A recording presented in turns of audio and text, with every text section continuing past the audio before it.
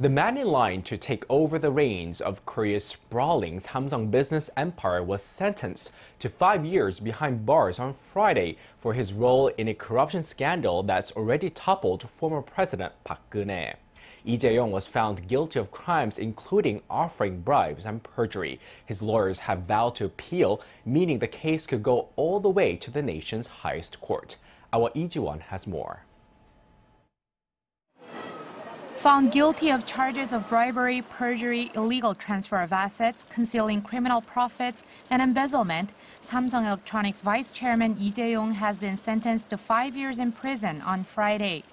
In deciding the fate of Korea's largest conglomerate's de facto leader, the court said a portion of Lee's $6 million fund that was used by the daughter of Choi Soon-sil, former President Park Geun-hye's longtime friend, was bribery, along with Samsung's support for Choi's alleged foundation. The court also said Samsung illegally transferred its assets to provide funding for Choi's firms abroad.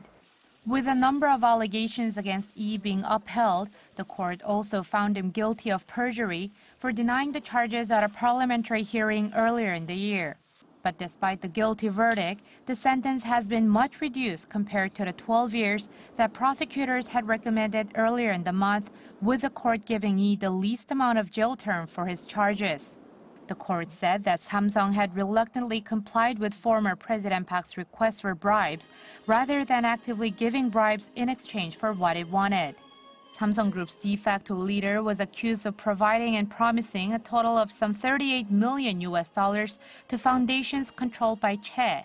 The prosecution claims that in return, Lee secured government support for the merger of two company units, through which he cemented his position as the next boss of Samsung Group.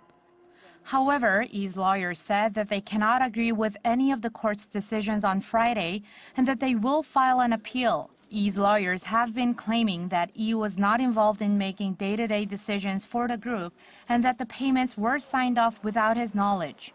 The prosecutors also said that they will file an appeal so that Lee gets the stronger punishment they say he deserves. As former President Park and her confidant Choi are the alleged recipients of Lee and Samsung's bribes, the court's verdict, which saw Lee found guilty of bribery, is very likely to affect Park and Choi's cases too. Lee Ji-won, Arirang News.